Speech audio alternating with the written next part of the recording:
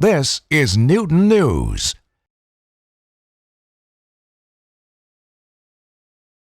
Well, good afternoon, everybody. Thank you for joining us here today. I want to thank Mayor Fuller and the City of Newton for hosting us here today. Our main goal in having this availability is to answer your questions about this report that we've released today. But I want to take just a couple minutes to first offer up some framing and then move to Q&A after hearing some further remarks from Mayor Fuller. So the first thing that I really want to emphasize is the fundamental, critical nature of the services that are provided by cities and towns. So if you think about who was at work last night while many of us were sleeping, police officers, firefighters, EMTs in your city and town, in case there was a public safety incident, there's likely someone making sure that your drinking water would be safe and available when you wake up in the morning. Then when you wake up and you head outside, you're likely walking on a sidewalk or driving or biking down a street that in almost every case your local government built and is responsible for maintaining. More than 900,000 kids in Massachusetts attend public K-12 schools, and that's your local government at work in a profoundly important way. And if you think about your favorite local park or library, and the list goes on in all of the ways that local government services are foundational to the livability of Massachusetts and the quality of life that we all get to enjoy. Protecting those local municipal services and making them as strong and reliable as we can is truly an investment we can make in the lives of the 77 million people who call Massachusetts home. So we commissioned this report earlier this year because it's becoming increasingly clear that for so many Massachusetts cities and towns, we're moving toward a real fiscal breaking point. The combination of factors that we're now dealing with, we've called in this report a perfect storm of historic fiscal pressures that include four big trends. Cities and towns have never really come back from the devastating cuts in unrestricted general government aid that the state had to make after the 2008-2009 Great Recession. In real terms, general state local aid, not education aid or other accounts, is down 25% since the levels it was at in 2002 when you factor in inflation. Second, cities and towns have generally been so frugal for so long that in many places we're now seeing cuts that truly hit bone. Consider one of the key data points included in our report.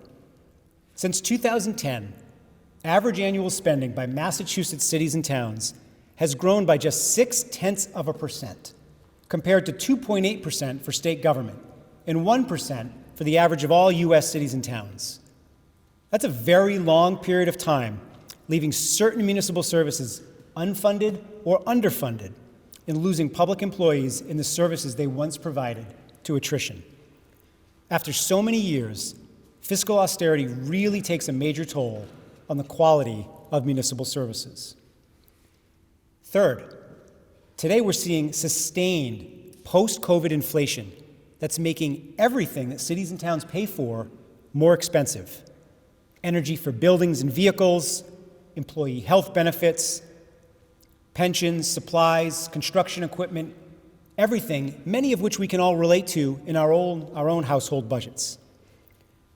And fourth, against all these fiscal pressures, cities and towns are really hamstrung in controlling or guiding their own fiscal destiny.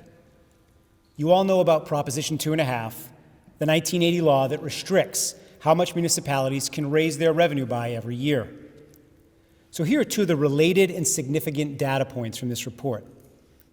First, nearly 3 out of 4 Massachusetts municipalities are now at between 95 to 90% of their Proposition 2.5 levy limit, the amount of property taxes they can generate before needing to resort to an override campaign.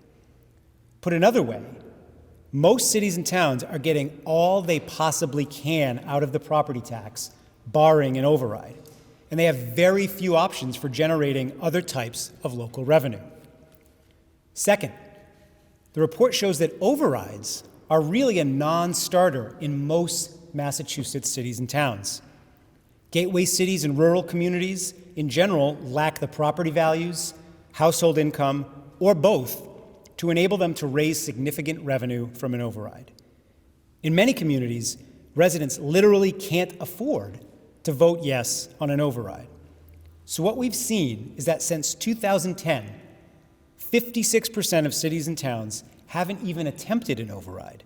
And the small handful of communities that have passed multiple overrides overwhelmingly are communities on Cape Cod, Martha's Vineyard, and in the Berkshires, where there's a lot of second home wealth and non-voting property owners. So that's the perfect storm of Massachusetts cities and towns and what they're facing right now. A long-term drop in general state aid, years of effective level funding and budget cuts, post-COVID inflation that's making everything more expensive, and the vice of Proposition 2.5 that means most communities can't get themselves out of this storm. The release of today's report is just the beginning of a new conversation in the coming weeks. The MMA will continue discussing the report's findings in detail with our members and other civic partners. And then later this fall, we'll be releasing policy recommendations to put cities and towns back on the path toward long-term financial sustainability. We're not ready to talk about that yet today, but we do know that this data shows what a perfect storm that Massachusetts cities and towns face and what we need to do in 2026 and beyond to get them through it. Ultimately, this is about protecting the vital municipal services that make cities and towns places people want to live, bring up their families, and grow old. Great schools, of course, but also safe and well-maintained streets and sidewalks and parks and libraries and other public assets that make a community a great place to live. So thank you for letting me share that framing, and now I'd ask Mayor Fuller to share some remarks as well. Good afternoon. Welcome to Newton City Hall, everybody. And I want to start by thanking the Executive Director, Adam Chapdelaine of the MMA, and the whole team at the Mass Municipal Association, and give our thanks to the Tufts University Center for Policy Analysis, who assisted us with all the data crunching that we did. Cities and towns across the Commonwealth are facing a perfect storm with historic fiscal pressures. And yes, we too, right here in Newton, are facing very difficult budget decisions. The MMA analysis shows why we don't have adequate funding to provide what our residents need. Prop 2.5 and state aid aren't keeping up with this post-COVID inflationary pressures. So, for example, here in Newton, we don't have enough funding as the costs of health care and health insurance, energy, paving, construction, and school needs keep going up. On Monday night, I presented the city's long-range financial plan and the 5-year financial forecast to the Newton City Council.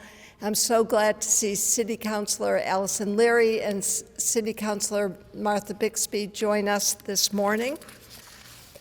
While Newton is on solid footing, we have a AAA rating from Moody's. Like so many other communities, we are facing modest growth in revenues, but significant rising costs and significant investments needed to support our 11,000 plus students in the Newton Public Schools. Paving costs have tripled. In 2017, they were $30 a square foot. Today, $90 a square foot, and that's facing cities and towns across Massachusetts. Healthcare costs for us as residents are going up, but for all the employers, which the city of Newton is, going up as well. We were up over 12% for the last time we went out. And just in the last month or so, we found out that the Medicare premiums for our 2,500 retirees on January 1st will go up more than 20%. So we've been able to provide our students in the Newton Public Schools with meaningful budget increases each year, and yet that funding does not match either what our educators seek or what our parents want. Newtonians love this community. People love living in this Commonwealth. But their wallets are stretched thin, and the headwinds facing the eds and med sectors in the Commonwealth are resulting in a storm across this wonderful Massachusetts. We want to serve our residents. We want to meet their needs, and it is a perfect storm of fiscal pressures right now. Thank you. Thank you so much, Mayor. So we'd be happy to entertain any questions that members of the press have here today.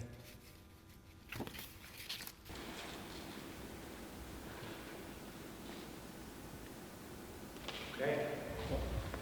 I do have some questions. Forgive me if you have to repeat yourself. But Charlie Johnson, Big City News.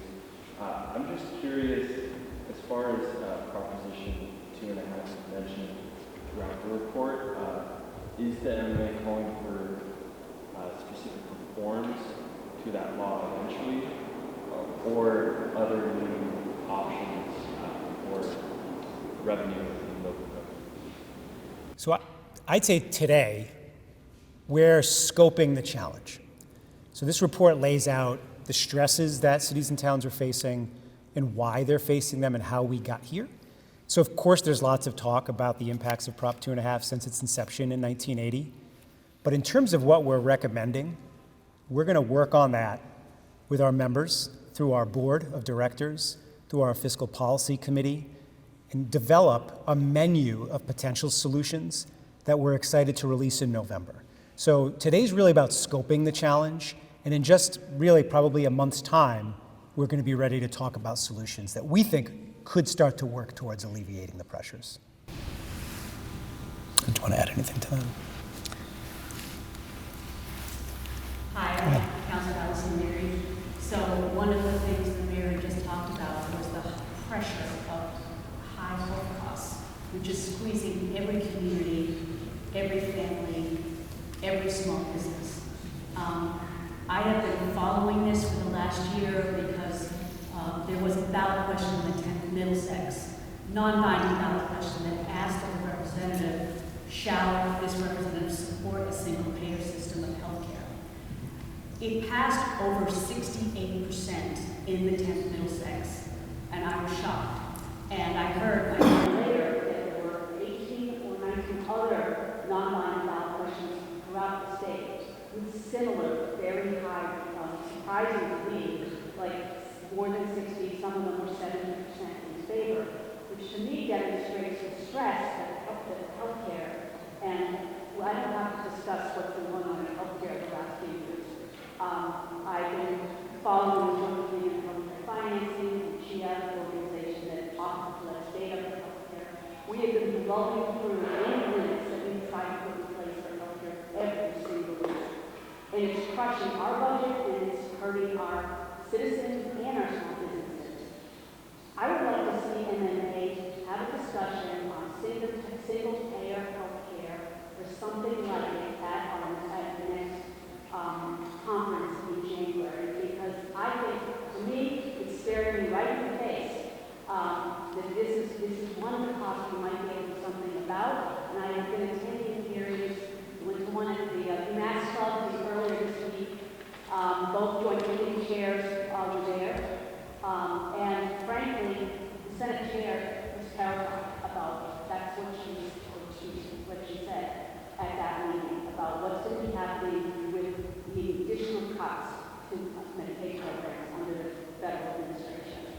So that's one thing that's staring me in the face because what you said about overrides puts more burden on our taxpayers, and it doesn't look like we're getting money from federal or state. So we have to sort of rethink how we, the waste or the way that we can be more efficient. And certainly healthcare is one of the areas where I see a lot of inefficiencies and a lot of inequality as well. So I'd say a few things. Outside of this report, healthcare costs are number one on our priority list. Just last week, we hosted a forum on healthcare costs in the Commonwealth in Rentham, where we had over 200 municipal officials attend to hear from a panel of experts, the executive director of CHIA, the executive director of the GIC, as well as other experts to sort of scope the issue, learn about the challenges, and also look at what some potential solutions would be. So I only offer that to say we're paying a lot of attention to healthcare costs. In terms of single payer, it's not an issue that the MMA has taken a position on, affirmative or opposed or for in the past. It has been brought to multiple policy committees at the MMA level, the Fiscal Policy Committee, our Personnel and Labor Relations Committee. I'd be happy to bring it back to our legislative team. And I don't have a good accounting right now of what bills are currently pending before the legislature that would address single payer, but let us go back and take a look.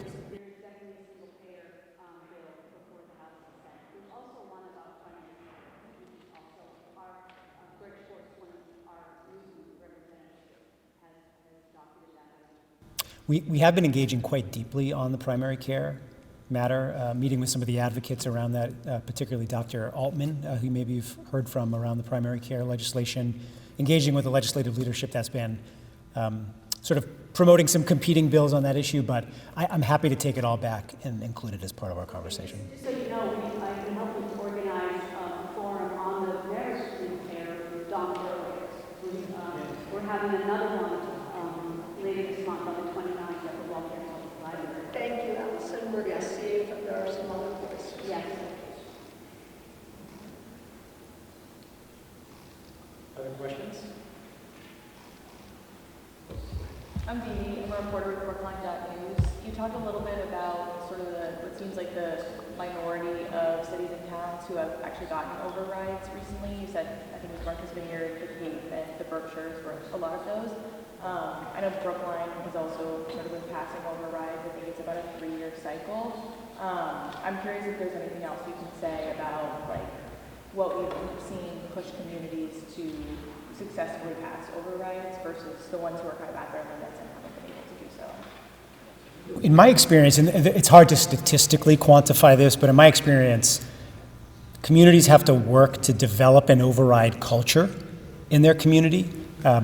Brookline has done that. I used to work for the town of Arlington, which over the course of a 20-year period has done that. I think some of these communities on the Cape that were referenced have done a similar thing. All of that takes a lot of focused effort, a lot of political organization that the city or town government can't really do, especially in a town form of government that's usually managed by an appointed official. So it takes a lot of volunteer effort to push for that and to build that type of organization. And even in that, there's no guarantee it will pass, even in those communities that have a history or track record of passing them. So it creates this tenuous situation where good local government managers are trying to build budgets on a multi-year basis and depending on a very politically challenging ballot question. So I do think, though, if I could draw a thread between them, it is the development of an override culture. But I'd caution to say, you can't develop that culture if your residents don't have the income to be able to support the override. So I think that puts barriers, demographic and socioeconomic barriers in place in terms of how realistic it is for a Proposition 2.5 override in a lot of places in the Commonwealth.